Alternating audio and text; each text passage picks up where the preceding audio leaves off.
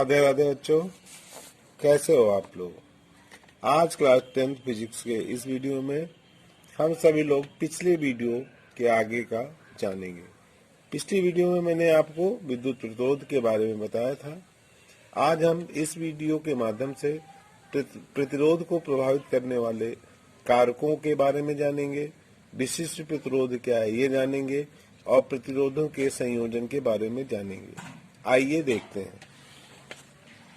चलिए हम प्रतिरोध को प्रभावित करने वाले कारक के बारे में जान लेते हैं।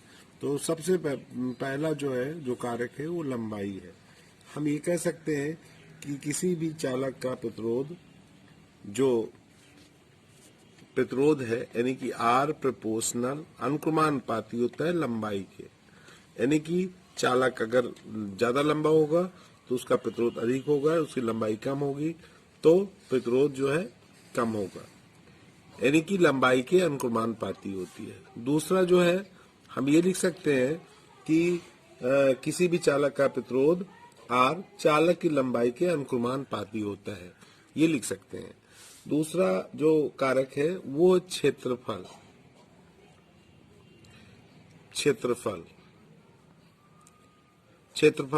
इसमें क्षेत्रफल में क्या होता है कि इसके व्युत्क्रमानुपाती होता है। किसी भी चालक तार का प्रतिरोध R चालक के अनुप्रस्थ काट के क्षेत्रफल के व्युत्क्रमानुपाती होता है। अर्थात इसका मतलब क्या हुआ, R प्रोपोर्शनल हम लिख सकते हैं 1/A। व्युत्क्रमानुपाती को इस तरह दिखाते हैं, ये हो गया। तीसरा कारक जो है वो क्या है, ताप। हम ये कह सकते हैं कि किसी भी चालक तार का प्रतिरोध ताप के अनुक्रमानुपाती होता है, अर्थात R प्रोपोर्शनल T लिख सकते हैं। अनुक्रमानुपाती ये होता है, यानी कि ताप अगर हम बढ़ाएंगे तो प्रतिरोध क्या होता है, बढ़ जाएगा। ताप अगर कम करेंगे, अनुक्रमानुपाती का मतलब है जो चीज बढ़ाएंगे, एक चीज बढ़ाएंगे तो दूसरी चीज बढ़ जाएगी, दूसरी चीज अगर घटाएंगे तो पहली चीज घट जाएगी। अब एक चीज और जान लीजिए कि चौथा रीजन है पदार्थ की प्रकृति पर। पदार्थ की प्रकृति, अब ये क्या है इसको जान लीजिए। हम ये कह सकते हैं कि यदि समान लंबाई व समान हम अनुप्रस्थ काट के क्षेत्रफल के तारों को विभिन्न पदार्थों द्वारा निर्मित करें तो चालक तार हैं उनके प्रतिरोध भी भिन्न भिन्न होंगे, यानी कि पदार्थों की प्रकृति पर भी निर्भर करता है प्रतिरोध का मान। विशिष्ट प्रतिरोध क्या है इसके बारे में जान लेते हैं। तो मैंने देखिए ऊपर बताया था प्रतिरोध को प्रभावित करने वाले कारक में कि प्रतिरोध जो है वो किसके अनुक्रमानुपाती होता है, लंबाई के अनुक्रमानुपाती होता है, और अनुप्रस्थ काट के क्षेत्रफल के व्युत्क्रमानुपाती होता है। तो इसको हमने लिखा समीकरण नंबर 1, इसको डाल दिया समीकरण नंबर 2। तो इसके अनुसार क्या हो जाएगा, हम लिख सकते हैं R प्रोपोर्शनल लिख सकते हैं, ये हो जाएगा L/A लिख सकते हैं। या अब इसी को हम लिख सकते हैं R प्रोपोर्शनल चिन्ह हटा देते हैं, बराबर का चिन्ह लगा देते हैं तो एक नियतांक हमेशा आता है। तो यहाँ नियतांक जो है आपका आएगा वो रो आएगा, ऐसे दिखा दें तो इसको लिख देंगे L/E, ये लिख देंगे। अब इसी को अगर हमें लिखना है तो हम लिख सकते हैं रो इज इक्वल टू निकालना है तो क्या लिखेंगे, ये हो जाएगा RE, इसका 3 गुणा हो जाएगा, और ये निकालना है इसके, ये L गुणे में है तो ये अपान में हो जाएगा, ये लिख सकते हैं। अब यदि हम मान लें भाई जो यही इसी को हम विशिष्ट प्रतिरोध कहते हैं, जो रो है इसको हम यही विशिष्ट प्रतिरोध है, या हम कह सकते हैं प्रतिरोधकता भी कह सकते हैं। अब अगर हम ये मान लें कि पहले इसका मात्रक देख लीजिए, तो अब इसका मात्रक अगर हमें लिखना है तो हम लिखते हैं इसका मात्रक ओम मीटर होता है, ओम मीटर। विशिष्ट प्रतिरोध का मात्रक अधिकतर पूछता है, इसका मात्रक ओम मीटर होता है। अब इसको अगर परिभाषित करना चाहें तो हम मान लें A इज इक्वल टू 1 मान लें और L इज इक्वल टू भी 1 मान लें, तो ये हमारा क्या बन जाएगा, ये हम लिख देंगे रो इक्वल टू हो जाएगा भाई ए की जगह 1 रख देंगे तो आर, और ये भी 1 है, तो यानी कि ये जो है P rho is equal to R के बराबर हो जाएगा। तो इसके अनुसार क्या परिभाषा बन सकती है कि हम लिखें कि अब ये क्षेत्रफल में वर्ग मीटर में दिखा दिया, 1 वर्ग मीटर, लंबाई हमने मीटर में लिख दिया। तो अब इसकी परिभाषा क्या बन सकती है कि किसी पदार्थ का विशिष्ट प्रतिरोध, किसी पदार्थ का विशिष्ट प्रतिरोध वो प्रतिरोध है जो उस पदार्थ के 1 मीटर लंबे, 1 मीटर लंबे व 1 वर्ग मीटर अनुप्रस्थ काट के क्षेत्रफल के तार द्वारा उत्पन्न किया जाता है। इसको हम लिख सकते हैं किसी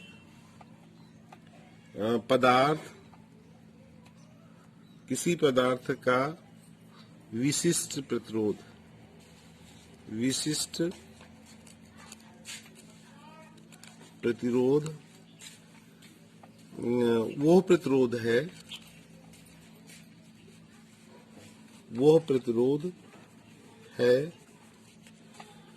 जो उस पदार्थ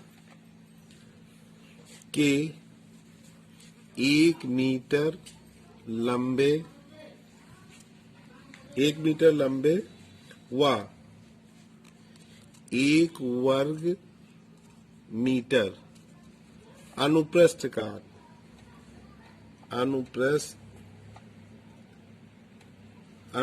काट के क्षेत्रफल के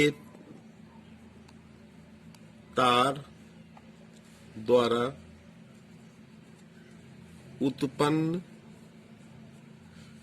किया जाता है। ये हो गई विशिष्ट प्रतिरोध की परिभाषा। इसका मात्रक ओम मीटर होता है। अब चलिए अब प्रतिरोधों के संयोजन के बारे में जान लेते हैं। सबसे पहले श्रेणी संयोजन। तो देखिए श्रेणी संयोजन में क्या होता है, हमने आपको बताया था श्रेणी संयोजन और समांतर संयोजन, इससे पहले दोनों बताया था। इसमें क्या होता है, हम ये कह सकते हैं कि श्रेणी संयोजन में प्रतिरोधों को इस प्रकार जोड़ देता है कि प्रत्येक प्रतिरोध का दूसरा सिरा, देखिए ये दूसरा सिरा इसका ये है, दूसरा अगले वाले प्रतिरोध के पहले सिरे, ये अगर ये दूसरा प्रतिरोध है तो इसका ये पहले सिरे से जुड़ा हो। इस प्रकार के संयोजन में सभी प्रतिरोध में एक समान धारा प्रवाहित होती है। तो हम इसमें जो प्रवाहित धारा है हमेशा इधर से दिखाएंगे, प्लस की ओर से बैटरी, ये बैटरी लगी है, जो है पूरा आई एम्पियर धारा ही बहेगी। इसमें जो है यही ध्यान देना है कि जो इस प्रकार के संयोजन में सभी प्रतिरोधों में एक समान धारा प्रवाहित होती है। लेकिन अब देखिए ये और ये चालक के 2 सिरे हैं, इनके बीच विभवांतर अलग अलग हो गया। मान लीजिए यहाँ हमने V1 दिखा दिया और इसका जो हमने क्या दिखा दिया, V2 दिखा दिया, और इसके सिरों के बीच का विभवांतर V3 दिखा दिया। लेकिन जो बैटरी है, इसके ये बैटरी है आपकी, इसका विभवांतर हमने V दिखा दिया। तो यही चीज हम लिख देंगे कि मान लीजिए माना 3 प्रतिरोध जो है आपके दिखाए हैं R1, R2, R3, ये श्रेणी क्रम में संयोजित हैं, जिनके सिरों के बीच विभवांतर हमने जो पहले जो प्रतिरोध है इसके सिरों के बीच विभवांतर V1, दूसरे का V2 और V3 है, और इसमें आई एम्पियर धारा प्रवाहित की जा रही है। तो ओम के नियम से ये लिखना पड़ेगा आपको, ओम के नियम से। अब ओम का नियम क्या बताया था हमने, V equal to I R बताया था हमने आपको, V equal to I R, यही होता है ओम का नियम। तो अब यहाँ पहले प्रतिरोध के सिरों के बीच विभवांतर V1 से दिखाया हमने, V1 इज इक्वल टू, और प्रतिरोध R1 है, इसको लिख सकते हैं, 1 हो गया। दूसरा V2 बराबर हम लिख सकते हैं I, हमने बताया था कि सभी प्रतिरोध में धारा का मान समान होगा, यहाँ I2 कर दिया। और यहाँ पर हम लिख सकते हैं V3 is equal to IR3, ये लिख सकते हैं। ये समीकरण नंबर 3 हो गया। और अब यहाँ मान लिया हमने, माना परिपथ में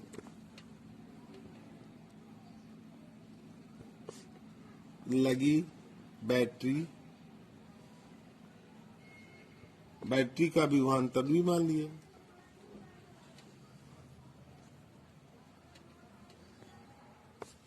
V है तो क्या हो जाएगा, हमारा हो जाएगा V is equal to V1 plus V2 plus V3 हो जाएगा।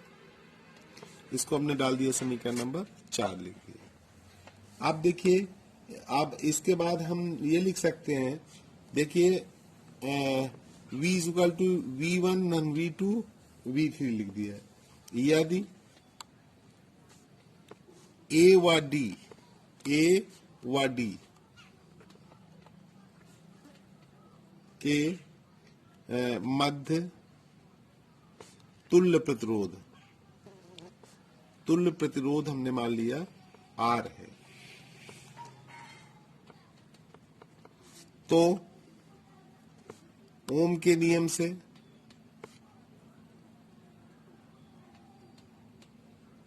क्या हो जाएगा, तो V is equal to I R होता है, V is equal to I R. ये हो गया समीकरण नंबर, हम इसको 5 दिखा दें। तो अब देखिए, तो हम लिख सकते हैं, अगर इसको हम जोड़ दें, V is equal to I R हो जाएगा।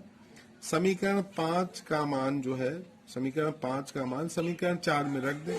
4 क्या था, V इज इक्वल टू हमारा क्या था, V1 V2, तो अब इसमें रख दें। यहां लिख सकते हैं समीकरण, अब इसमें लिख दें 5 का मान समीकरण 4 में रखने पर, तो अगर रख देंगे तो क्या हो जाएगा, V इज इक्वल टू हमारा है आई आर है, तो V is equal to I R लिख दिया हमने। और ये क्या था हमारा, V1 बराबर क्या है, आई आर 1 धन आई आर 2 धन I R 3, I R is equal to, इसमें देखिए उभयनिष्ठ से क्या आई कॉमन ले सकते हैं, तो हो जाएगा R1 R2 R3, इस आई से इस आई को काट देंगे, तो R इज इक्वल टू होता है R1 धन R2 धन R3। कभी कभी प्रश्न ऐसा पूछता है, जैसे इसमें हमने 3 प्रतिरोध लेकर दिखाया है, कभी कोई 4 प्रतिरोध एक समांतर में जोड़ के तुल्य प्रतिरोध पूछ लेता है, तो हम 4 प्रतिरोध कर दें। कभी कभी 2 प्रतिरोध के बाद लिए पूछता है, तो अगर 4 प्रतिरोध है तो आप समांतर में जोड़ें तो उनका तुल्य प्रतिरोध क्या हो जाएगा, R1 धन R2 धन R3 धन R4 लिख देंगे। सेम इसी तरह अगर 2 है तो R बराबर क्या हो जाएगा, R1 धन R2 हो जाएगा, तो हम प्रूव भी कर सकते हैं। चलिए अब समांतर संयोजन के बारे में देख लेते हैं। तो देखिए, इसमें मान लीजिए एक प्रतिरोध ये दिखा दिया हमने, ये प्रतिरोध है, इसको R1 दिखा दिया, दूसरा प्रतिरोध हमने ये ले लिया, तीसरा प्रतिरोध ये ले लिया हमने। इनको क्या करते हैं, इनके तीनों सिरों को, 3 प्रतिरोध है, तीनों सिरों को एक साथ एक बिंदु से जोड़ देते हैं, ये इस बिंदु से जोड़ देंगे, इसी तरह इसको इकट्ठा एक साथ एक बिंदु से जोड़ देते हैं ये। तो इस प्रकार का जो संयोजन होता है वो कौन सा क्रम कहलाता है, समांतर संयोजन कहलाता है, समांतर क्रम में संयोजन कहलाता है। यहाँ हमने बैटरी लगा दिया, प्लस कर दिया, माइनस कर दिया, और तो हमेशा जो धारा बहती है प्लस की ओर से बहती है, ऐसे धारा बहेगी आपकी। यहाँ पर की कुंजी लगा दिया, ये हमारा आपका परिपथ पूरा हो गया। मान लीजिए आई एम्पियर धारा बह रही, तो यहाँ पर आई एम्पियर, यहाँ हमने लिख दिया, ये हमारा ए है, बिंदु ए है, और ये बी। तो अब इसको हम ये R1 दिखाया है, इसको R2 दिखा दे, इसको R3 दिखा दिया। तो देखिए वहां पर मैंने आपको जो श्रेणी संयोजन में बताया था, उसमें बताया था धारा सभी प्रतिरोध में समान प्रवाहित होती है। अब यहाँ पर देखिए जो विभवांतर होगा, क्योंकि 2 ही बिंदु है, तो अगर इसका विभवांतर हमने V मान लिया, V, इसमें जो है धारा क्या है, बढ़ जाएगी, 3 भागों में बढ़ जाएगी, तो मान लीजिए ये इसमें जो है जो पहला प्रतिरोध इसमें I1 धारा बह रही है, इसमें I2, इसमें I3, और ये जो है यहाँ बिंदु B पर फिर जो इकट्ठे हो जाती हैं। यहाँ था I1, यहाँ आपका I3 दिखाया है, ये हमारा I2 था, ये मिलकर फिर I एम्पियर धारा ये मिल जाती है और I एम्पियर धारा प्राप्त हो जाती है। इस तरह धारा का प्रवाह होगा।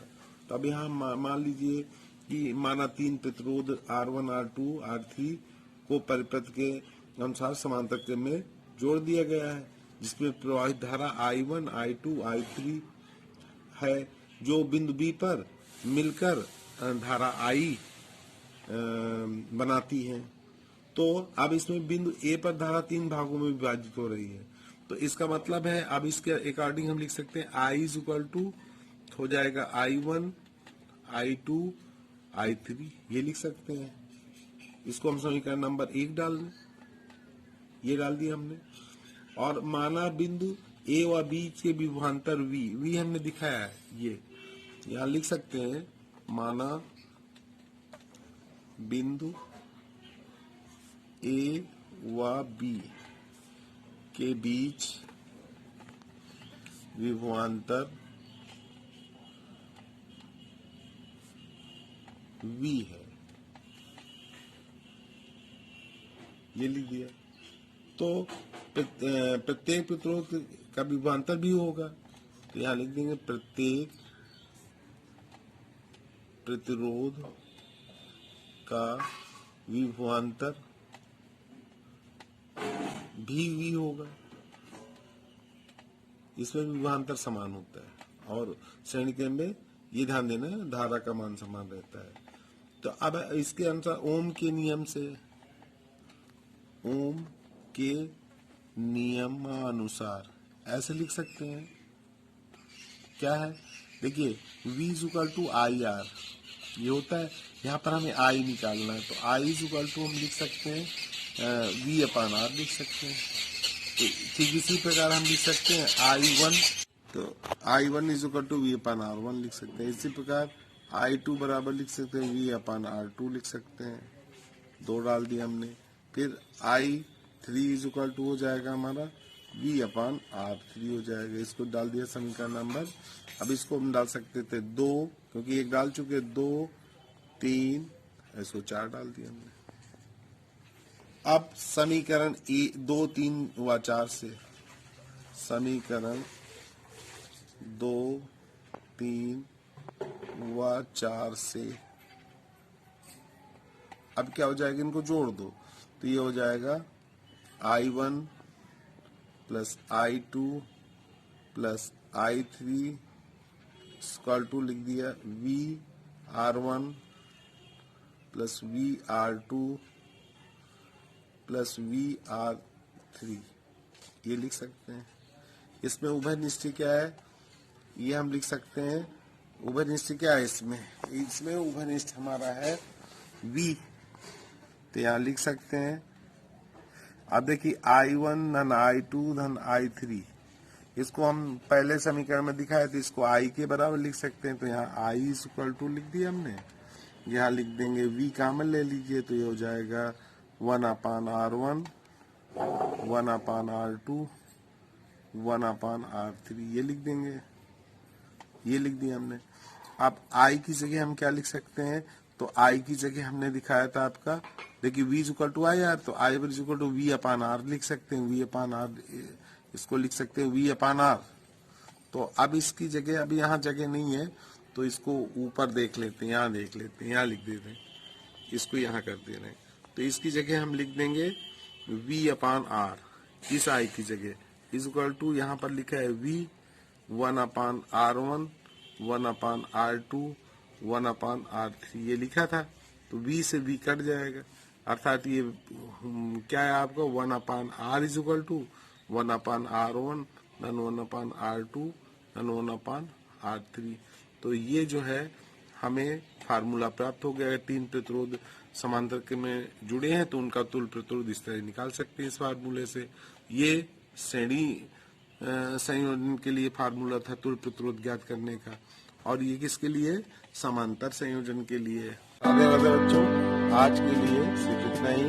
अब अगले वीडियो में पुनः मिलते हैं।